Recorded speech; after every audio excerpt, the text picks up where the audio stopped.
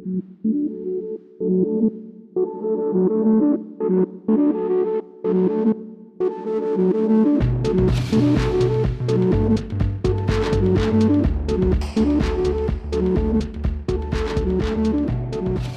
and welcome to another episode of Champagne Football, the show in which your hosts get drunk and talk about the footballing events of the past week. With me, as ever, we have Becky Thompson. How are you, Becky? Good. How are you, Hal? I'm very good, thank you. And who do we have joining us this week? Today we are lucky to be joined by Alex, who is our women's football expert. She is also the host of her own podcast, Box to Box, focusing on the WSL, and we're going to hear all things Women's World Cup from her. Alex, how are you? Not too bad, thanks. Cool, so we're here today primarily to talk about the next Women's World Cup to be held 2023 in Australia and New Zealand, the first in the Southern Hemisphere, the first with 32 teams, so a few interesting points to talk about. One of them I think we can start with is that Colombia sort of made that last dash where it looked, prior to the final day, it looked quite comfortably that it was going to be Australia and New Zealand. But then in the last minute, I think people started freaking about there was some sort of leaked information. Alex, you might be able to elaborate more on that? Yeah, basically what happened was that there was a release statement saying that UEFA was going to vote for Colombia over Australia and New Zealand, which obviously just got a bit controversial. So basically the freak out was because if Colombia managed to get all of UEFA's votes, all of South America's votes, all of CONCACAF's votes, that was basically done. There was nothing that Australia and New Zealand could do, which actually it did come true. UEFA, all of UEFA representatives did vote for Colombia, but what happened was that North America didn't vote for Colombia. So that's where Australia and New Zealand kind of got their last save. Yeah, I think it's really weird because you have the FIFA technical sort of evaluations, and they ranked out of 5. Colombia are at 2.8, New Zealand were at 4.1. Sorry, Australia and New Zealand. Just in my head, it is just New Zealand. Yeah, so I think that shows, I don't know, maybe something went a bit odd there. I don't know, Becky, what are your thoughts on that situation? Yeah, Alex, you posted a thread on Twitter that explained it pretty clearly as well. There's a lot of controversy around Colombia hosting based on them not really supporting their women's program, not having the capacity to support the event in the same way. And I think, as you put it, focusing on it more as a development tournament than kind of a landmark tournament that it should be. So maybe you can expand a bit more on that. Yeah, so basically someone in the FIFA management kind of said that the Women's World Cup should go to Colombia because the Women's World Cup is a development tournament. And I get that, that you can probably argue that, for example, the 2019 Women's World Cup obviously did a lot to grow the women's game. So in that sense, it is a development tournament, but at the same time, it is the World Cup. It's not just a little women's tournament. Like, it's a World Cup, essentially. That's it. So that kind of got a lot of red flags from journalists, from fans and everything. And that's not first. Yeah, the World Cup is a development tournament. Therefore, like, you can't really use the argument to give someone a World Cup. And Colombia would be just that, really. They're not good with women's football. They don't support their women's football. Their league is only 3 years old. They've treated their women's clubs like pretty badly. Don't give them money. Like, sponsorship is very low, and the players speak up about it also. When they were talking about the bid, they obviously were welcoming of the bid and everything, but they didn't really support the federation. They were like, thank you for making this bid, but if you're making this bid, please do something else about women's football first. Which, yeah, that's pretty much the big problem there.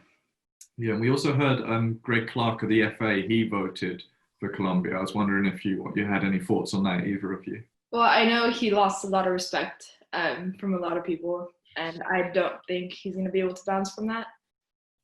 It's going to be quite interesting to see what else he does. But personally, I don't really have anything against him before that, but now I know who he is and I know what he did, so I'm kind of curious to see his name pop up now. Yeah, I mean, for me, I think it was Sue Smith who posted a comment, basically a very cryptic message about what they were going to decide to do or not do. Yeah. And it was straightforward, but it wasn't. Yeah, she kind of posted she got asked who they were going to vote for, and it was a very kind of around the back comment. And it did indicate exactly what Greg Clark was going to do, which was in the end he did vote for Colombia. And I agree with Alex. I don't really think he's going to get a lot of support out of this, because I think people understand that Colombia wasn't really ready to host the Women's World Cup. They didn't even have the stadium they were proposing to use for the finals was down on 16,000 seats capacity that they were meant to have, like minimum requirement by FIFA to host the Women's World Cup, and it just wasn't really the best option. So yeah, I don't think Greg Clark was on with the right kind of train of thought on that one. He also supposedly refused a call from Jacinda Ardern the day before or something. I mean, who could turn down a phone call from her? So who turns down, like, literally a real life queen turns down a phone call from her? Say no to the Australia New Zealand bid. Just accept a call from her. Like, you can't do something. Yeah, agreed. So Alex, what do you think in terms of, obviously Australia and New Zealand have been chosen to host the World Cup? What kind of World Cup do you think that they're going to put on? I think they're going to throw probably the biggest World Cup we've seen to date. Not just, they seem very keen on just making it the biggest ever, and you don't really see that support that much. And it's quite nice because obviously you have two countries coming together for one tournament, and you get resources from both sides, you get help from both sides, you get ideas from both sides, and I think it is one of the greatest World Cup that's going to happen.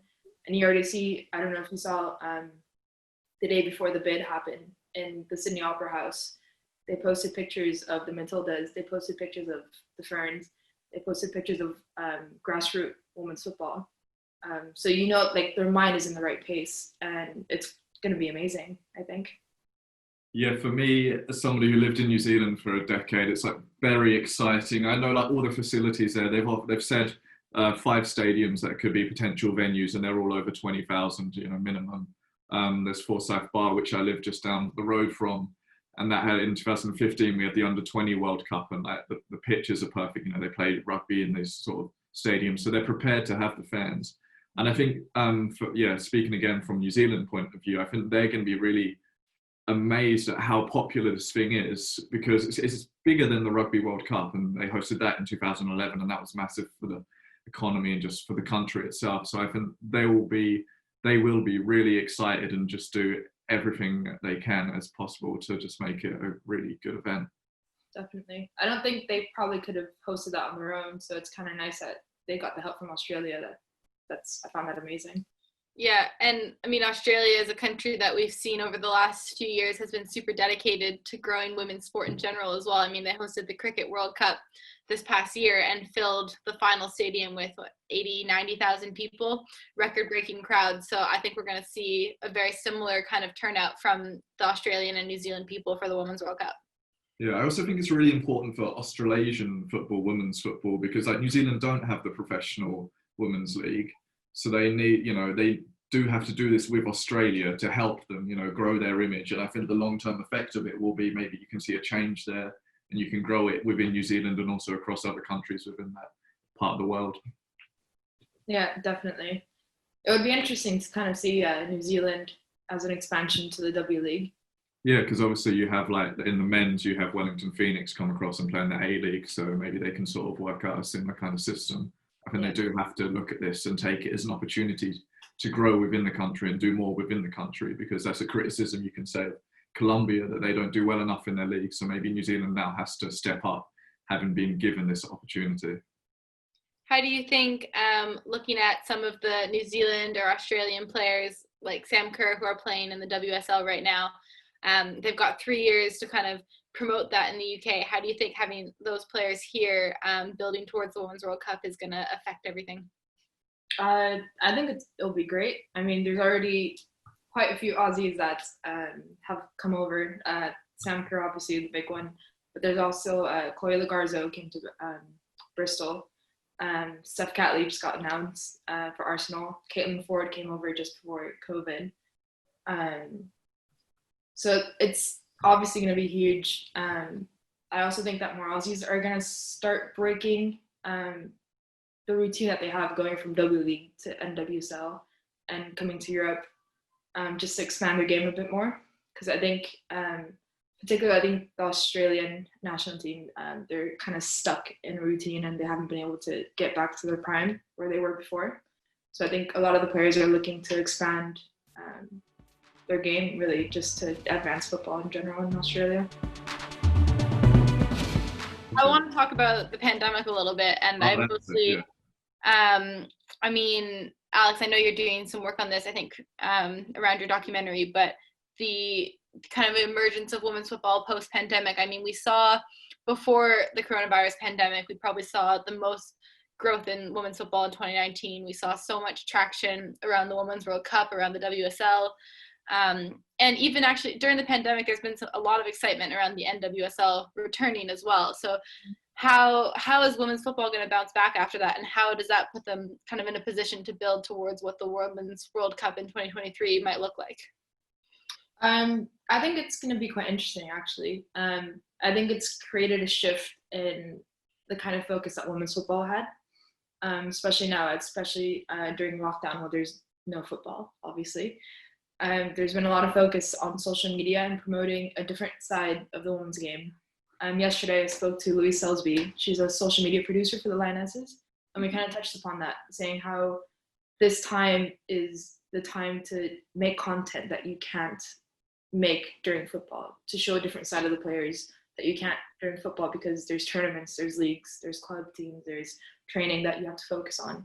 So I think women's football has grown in a different way that people maybe didn't expect before.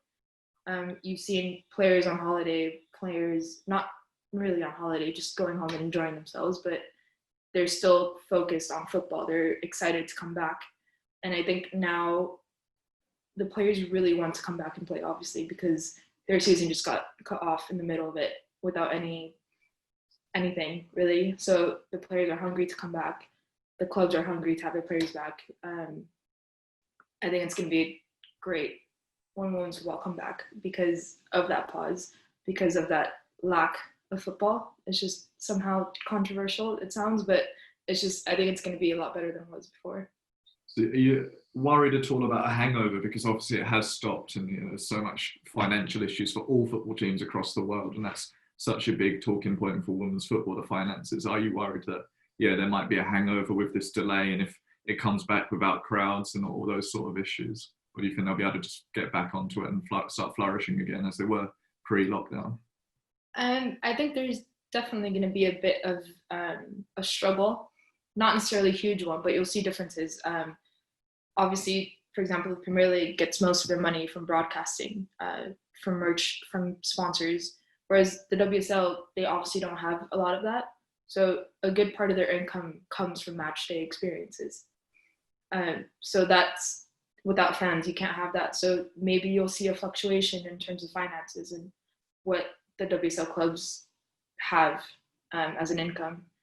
But I don't think it's going to stop anything. I think they're going to work their way around it and just find a way out of it. Do you think, based on like the WSL not being able to meet kind of that same fan experience, that calling off the season was the right decision? Or do you think that more could have been done, seeing that, watching the Premier League come back and the WSL being halted where it was? Like, how do you feel about that? I don't think the WSL is ready to put in the amount of work that the Premier League has done, for the simple reason of money, if I'm being honest. You don't have the finances in the WSL to afford the testing weekly, the testing on match days. Like I said, like a lot of the finances rely on match day experiences. So for them to continue football without the same income that they were having, I just don't think it was a good idea, just in general. And I think it's good that they kind of stopped it where it was, and then just let the clubs rest, gather themselves again, and just prepare for the next season. Yeah, so looking a little bit at you personally, you play for Maidstone as well, and your season was also cut short.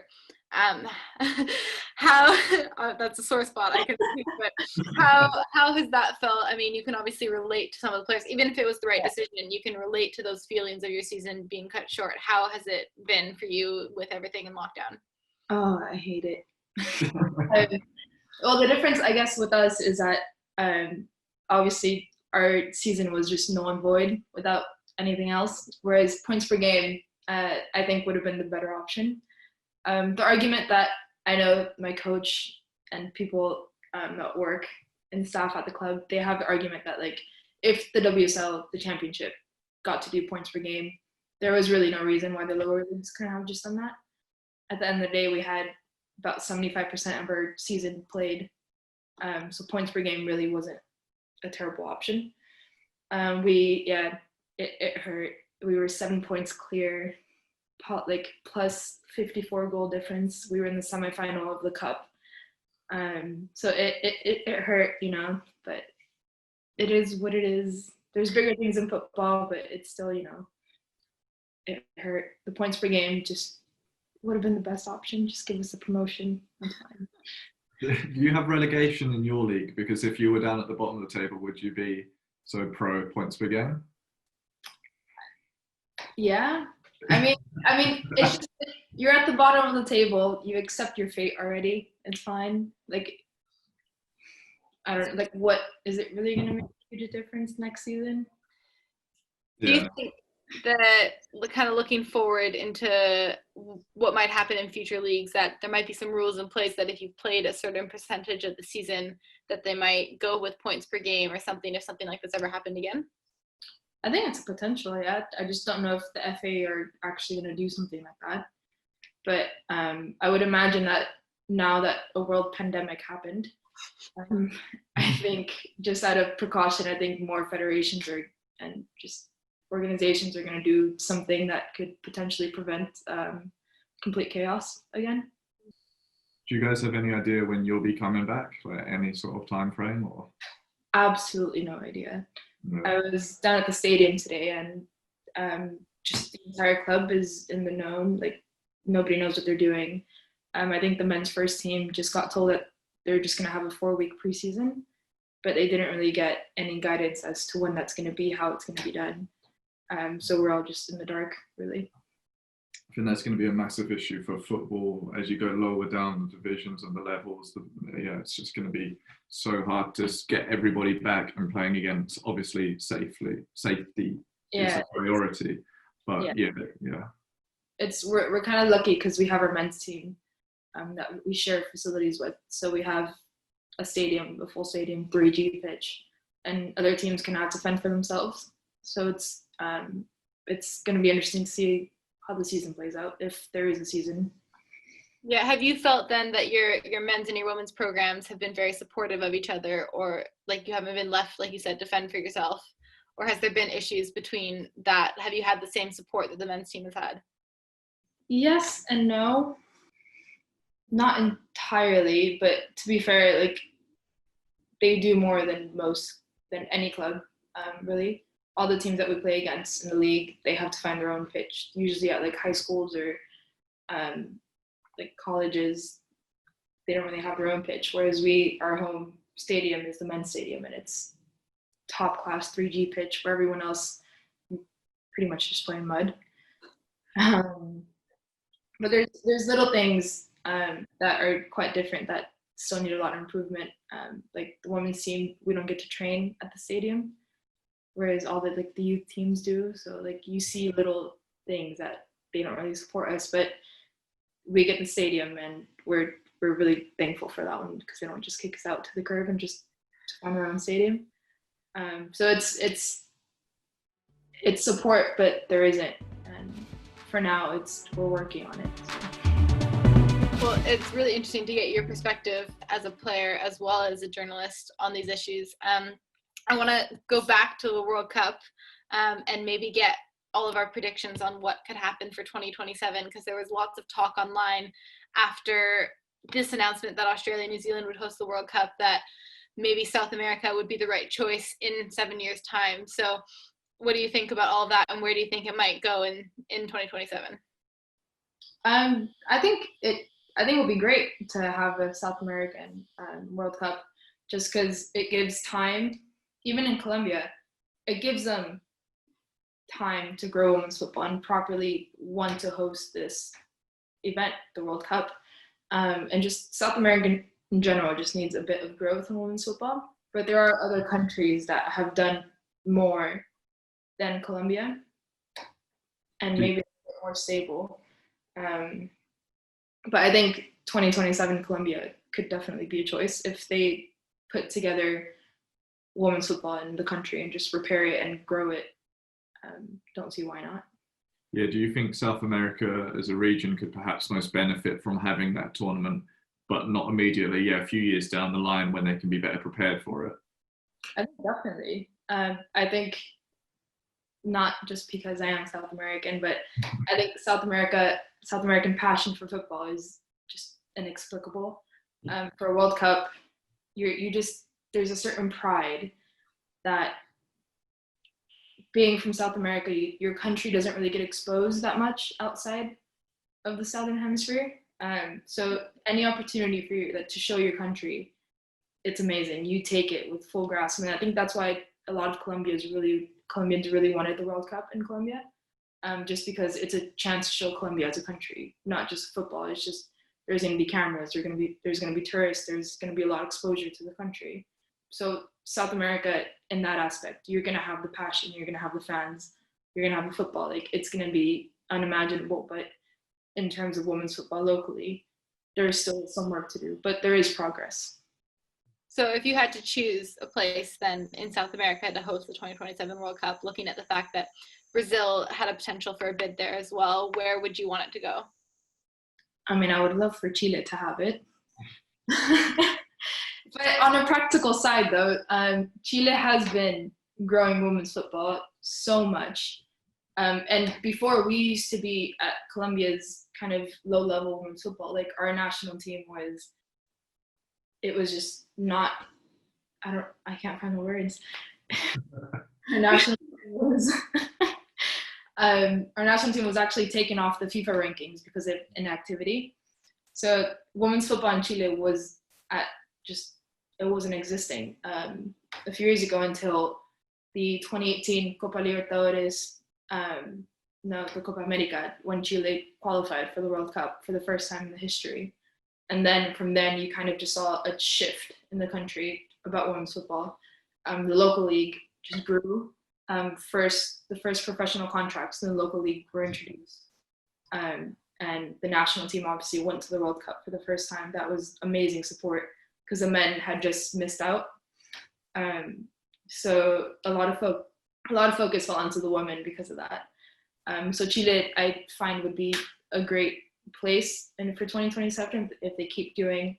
I mean, we have the stadiums. We hosted the Copa America as well. That was an amazing tournament. I think another place could potentially be Argentina, Brazil. Argentina just started supporting women's football as well. So in Argentina, there was no professional league either, and they just signed the women's national team as professionals. So there's still a lot of progress to be made. Obviously, that's just the first step, but they're slowly growing it as well. And obviously, it's a big football country, so it could be nice. You make a pretty good argument for South America in a few years down the line. Becky, what are your thoughts? I think South America would be, in 7 years, the right place to go in terms of, if we are talking about growing the game, we are talking about growing it all over the world. Like Alex talked about, hosting the Copa Libertadores, the hosting tournaments has helped grow momentum for a lot of countries. And I think having the Women's World Cup, when someone like Colombia is ready to, would only propel them further. And it would help get more girls in that country interested in playing, more coaches, all those kinds of things. So I would love to see it go to South America. I don't think it should just be, English-speaking nations, predominantly white nations who host the Women's World Cup, which is what we've seen. And we've seen a lot in the Men's World Cup too. So I do think we could have more diversity in that. So South America, for me, I think is the right move. I do think this time wasn't the right time for Colombia or Brazil. I'd love to see Brazil host it in 2027. I think what they did with the Men's World Cup was great, and I think that there'd be a ton of momentum around that. So that would be my prediction, but I think that there's a lot of work to be done in the next 7 years to get to that point still. I can only echo both of your sentiments. Mic drop. Yeah. So South America 2027, we just don't know what country. I think that's the consensus. Alex, is there anything else that you want to add about the Women's World Cup or where you think football will go after this pandemic? I'm just excited for the Champions League to get back, little tournament there. And I'm just excited to, as an Arsenal fan, I'm quite thrilled to see how Arsenal does with all the new signings that they've had. So I'm just looking forward to that, really. Thank you so much, Alex, for joining us on this podcast. We really appreciate it. Thank you for having me. And Hal, as always, it's been a time. It's been a pleasure. Thank you very much, Becky and Alex. We'll be back soon with more content, and thank you again to everyone for tuning in.